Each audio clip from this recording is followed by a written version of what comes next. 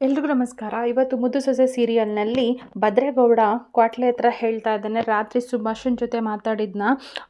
ನನಗೆ ಸುಭಾಷನ್ ಮೇಲೆ ಮುಂಚೆಯಿಂದನೂ ಡೌಟ್ ಇತ್ತು, ಆದರೆ ಈಗ ಕನ್ಫರ್ಮ್ ಆಗೋಯ್ತು. ಅವನೆಲ್ಲ ಹುಳ ತಂದಿರೋದು, ಬೇರೆಯವರು ತಂದು ಹೆಂಗೆ ತಂದ ಅಂತ ಹೇಳಿ ಗೊತ್ತಿಲ್ಲ. ಬೇರೆಯವ್ರು ತಂದಿರೋದನ್ನ ತೋರಿಸ್ಬಿಟ್ಟು ಅವನು ದೊಡ್ಡವನಾಗ್ಬಿಟ್ಟಿದ್ದಾನೆ. ಅದನ್ನು ನಾವು ಹೆಂಗಾದರೂ ಮಾಡಿ ತಪ್ಪಿಸ್ಬೇಕು. ಇನ್ನು ಮುಂದೆ ಅವರು ಈ ಮನೆ ಒಳಗಡೆ ಬಂದಿರೋದನ್ನ ನಾವು ಅವನ್ನ ತಡಿಬೇಕು ಅಂತ ಹೇಳಿ ಭದ್ರಾ ಕ್ವಾಟ್ಲೆ ಹತ್ರ ಹೇಳ್ತಿದ್ದಾನೆ. ಅವನು ಹುಳದ ಗೂಡಿನಲ್ಲಿ ಔಷಧಿ ಇರೋದು ಅವ್ನು ಮರದಲ್ಲಿ ಕಿತ್ಕೊಬಂದೆ ಅಂತ ಹೇಳಿದಾಗಲೇ ನನಗೆ ತುಂಬಾ ಡೌಟ್ ಬಂತು ಅಂತ ಹೇಳ್ತಿದ್ದಾನೆ. ಆ ಹುಳದಿಂದ ತಪ್ಪಿಸ್ಕೊಳ್ಳೋಕ್ಕೆ ಬೆಂಕಿ ಬಿಟ್ಟರೆ ಬೇರೆ ಯಾವ ದಾರಿನೂ ಇಲ್ಲ. ಅವ್ನು ನೋಡಿದ್ರೆ ಸೊಪ್ಪು ಸದೆ ಸುತ್ಕೊಂಡು ಬಂದೆ ಅಂತ ಹೇಳ್ತಾವನೆ. ಇದರಿಂದನೇ ಗೊತ್ತಾಗಲ್ವಾ ಅವನು ಔಷಧಿ ತೊಗೊಂಡು ಬಂದಿಲ್ಲ. ಅವ ಕ್ವಾಟ್ಲೆ ಕೇಳ್ತಾನೆ, ನೀವು ಹೇಳೋದು ನೋಡಿದ್ರೆ ನನಗೂ ಅನುಮಾನ ಬರ್ತಾ ಇದೆ ಅಂತಮ್ಮ.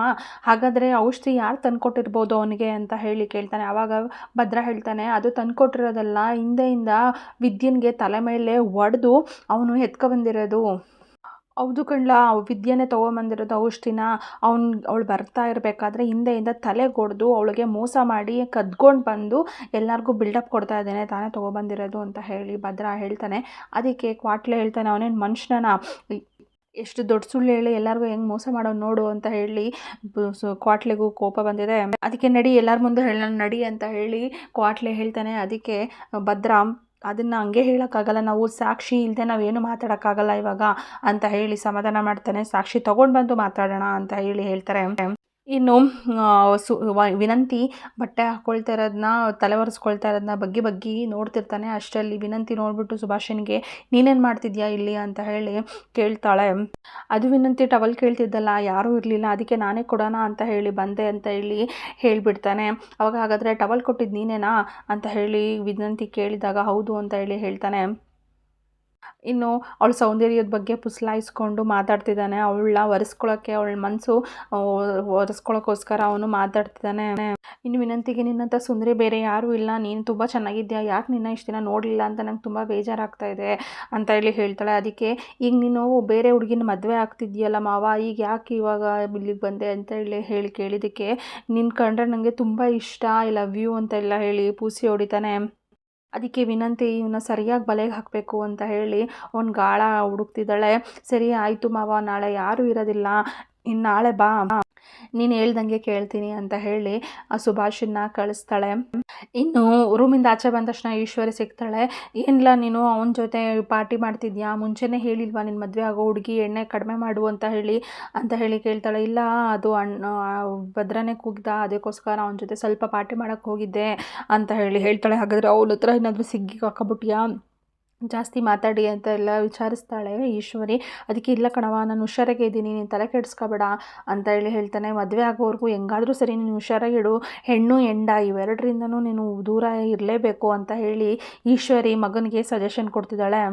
ಇನ್ನು ವಿನಂತಿ ಗರ ಬಡ್ದವ್ರಂಗೆ ಕೂತಿರ್ತಾಳೆ. ಅಲ್ಲಿ ಅವ್ರ ಅಮ್ಮ ಸಾವಿತ್ರಿ ಬಂದು, ಯಾಕೆ ಹಿಂಗೆ ಕೂತಿದ್ಯಾ, ಏನೇ ಆಯಿತು ಅಂತ ಕೇಳಿದಾಗ, ಸುಭಾಷ ಬಂದಿದ್ದ ಕಣವ ಇಲ್ಲಿಗೆ ನನ್ನ ರೂಮ್ ಹತ್ತಕ್ಕೆ ಅಂತ ಹೇಳಿದಾಗ ಫಸ್ಟ್ ಹೇಳ್ತಾಳೆ ಸಾವಿತ್ರಿ, ಅವ್ನು ಬಂದಿದ್ದ ಅಂದಮೇಲೆ ಕಿರ್ಚಾಡಿ ಎಲ್ಲರನ್ನೂ ಕರಿಬೇಕಾಗಿತ್ತು ಕಣೆ, ಅವ್ನು ಯಾಕೆ ಇಲ್ಲಿಗೆ ಬಂದಿದ್ದ ಅಂತ ಸಾವಿತ್ರಿ ಬೈತಾಳೆ.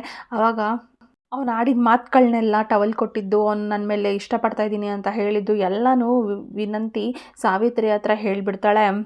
ಸಿಕ್ಕಿರೋ ಅವಕಾಶನ ಬಿಟ್ಬಿಟ್ಟಲ್ಲೇ ಎಲ್ಲರನ್ನೂ ಕೂಗಾಡಿ ಕರೆಸ್ಬೇಕಾಗಿತ್ತು. ಅವಾಗ ಅವನ ಮಾನ ಮರ್ಯಾದೆ ಎಲ್ಲ ಹೋಗ್ತಾ ಇತ್ತು. ಈಗ ಯಾವುದೋ ಹುಡುಗಿನ ಬೇರೆ ಮದುವೆ ಆಗ್ತಿದ್ದಾನೆ, ಅದನ್ನು ತಪ್ಪಿಸ್ಬೋದಿತ್ತಲ್ಲ ಅಂತ ಹೇಳಿದಾಗ ವಿನಂತಿ, ಅದೆಲ್ಲ ಆಗಲ್ಲ ಕಣವ, ನಾವು ಮುಂಚೆನೇ ಒಂದ್ಸಲ ಆಣೆ ಮಾಡಿ ಸುಳ್ಳು ಹೇಳಿ ಸಿಗಾಕೊಂಡು ತಪ್ಪು ಮಾಡಿಬಿಡ್ತೀವಿ. ಈಗ ನಮ್ಮ ಮಾತನ್ನ ಯಾರೂ ಸಹ ಕೇಳೋದಿಲ್ಲ, ಅದಕ್ಕೋಸ್ಕರ ಸಾಕ್ಷಿ ಸಮೇತ ಅವನ್ನ ಹಿಡ್ಕೊಡ್ಬೇಕು ಅಂತ ವಿನಂತಿ ಸಾವಿತ್ರಿ ಹತ್ರ ಹೇಳ್ತಾಳೆ. ಅದು ಹೆಂಗೆ ಆಗುತ್ತೆ, ಅದು ಹೆಂಗೆ ಮಾಡ್ತೀಯಾ ಅಂತ ಕೇಳಿದಾಗ ವಿನಂತಿ ಹೇಳ್ತಾಳೆ, ನಾಳೆ ಮನೇಲಿ ಯಾರೂ ಇರೋದಿಲ್ಲ, ಆ ಟೈಮ್ಗೆ ಸುಭಾಷನ್ನ ಇಲ್ಲಿಗೆ ಕರೆಯೋ ಹಾಗೆ ಮಾಡೋಣ, ಅದನ್ನು ಆ ಮದುವೆ ಆಗ್ತಿರೋ ಹುಡುಗಿಗೆ ಗೊತ್ತಾಗಬೇಕು, ಹುಡುಗಿಗೂ ಸಹ ನಮ್ಮ ಮನೆಗೆ ಕರಿಬೇಕು ಅಂತ ಪ್ಲ್ಯಾನ್ ಹಾಕ್ತಿದ್ದಾರೆ. ಇನ್ನು ನವ್ಯನ್ನು ಈ ಮನೆಗೆ ಆ ಟೈಮ್ಗೆ ಕರೆಕ್ಟಾಗಿ ಬರೋಂಗೆ ಮಾಡಿದ್ರೆ ಅವ್ನ ಬುದ್ಧಿ ಬಂಡವಾಳ ಎಲ್ಲ ಆ ಹುಡುಗಿಗೆ ಡೈರೆಕ್ಟಾಗಿ ಗೊತ್ತಾಗುತ್ತೆ. ಅವಾಗ ಏನಾಗುತ್ತೆ ಅವಳು ಮದುವೆ ಬೇಡ ಅಂತ ಹೋಗ್ತಾಳೆ. ಅವಾಗ ಸುಭಾಷ ಈ ಮನೆಯಿಂದನೂ ಆಚೆ ಕಳಿಸ್ಬೋದು, ಅವ್ರನ್ನೂ ವಾಪಸ್ಸು ಗುಡಿಸ್ಲಿಗೆ ಕಳಿಸ್ಬೋದು, ಹೆಂಗಂತೀಯ ಐಡಿಯಾ ಅಂತ ಇಬ್ಬರು ಸಹ ಪ್ಲ್ಯಾನ್ ಮಾಡಿದ್ದಾರೆ ಅಮ್ಮ ಮಗಳು. ಇನ್ನು ಭದ್ರಂಗೆ ರಾತ್ರಿ ನಿದ್ರೆ ಬರ್ತಾ ಇಲ್ಲ. ಇನ್ನು ವಿದ್ಯಾ ಮಲ್ಕೊಂಡಿರೋದೇ ನೋಡ್ತಿದ್ದಾನೆ. ಅವನಿಗೆ ಅವ್ರು ಮಾತಾಡಿದ್ದು, ಮಗು ಒದ್ದಾಡಿದ್ನೆಲ್ಲ ನೆನೆಸ್ಕೊತಾ ಇದ್ದಾನೆ. ಅದನ್ನು ಅವನು ಮುಟ್ಟಿ ನೋಡಬೇಕು ಅಂತ ಹೇಳಿ ಆಸೆ ಆಗ್ತಾ ಇದೆ ಭದ್ರನಿಗೆ. ಇನ್ನು ವಿದ್ಯನ್ಗೆ ಯಾರೋ ಮುಟ್ದಂಗೆ ಫೀಲ್ ಆಗುತ್ತೆ. ಭದ್ರ ಹೊಟ್ಟೆ ಮೇಲೆ ಮುಟ್ಟಿ ಅವನಿಗೆ ಮುಖದಲ್ಲಿ ಖುಷಿನೂ ಸಹ ಇದೆ. ಮಗು ಇರೋದನ್ನ ನೋಡಿ ತುಂಬ ಖುಷಿಪಟ್ಟು ಹೋಗ್ತಾನೆ. ಇನ್ನು ಬೆಳಗ್ಗೆ ಆಗುತ್ತೆ. ಇಲ್ಲಿ ಈಶ್ವರಿ ಮಗಳು ಚಿತ್ರ ತಿಂಡಿ ತಿಂತಾ ಇದ್ದಾರೆ. ಇನ್ನು ವಿನಂತಿ ಇಬ್ಬರು ಸಹ ಇವ್ರು ತಿಂಡಿ ತಿನ್ನೋದನ್ನ ನೋಡಿ ಮೊಬೈಲ್ನಲ್ಲಿ ನವ್ಯನ ನಂಬರ್ ತೊಗೋಬೇಕು ಅಂತ ಹೇಳಿ ಪ್ಲ್ಯಾನ್ ಮಾಡ್ತಾ ಇದ್ದಾರೆ.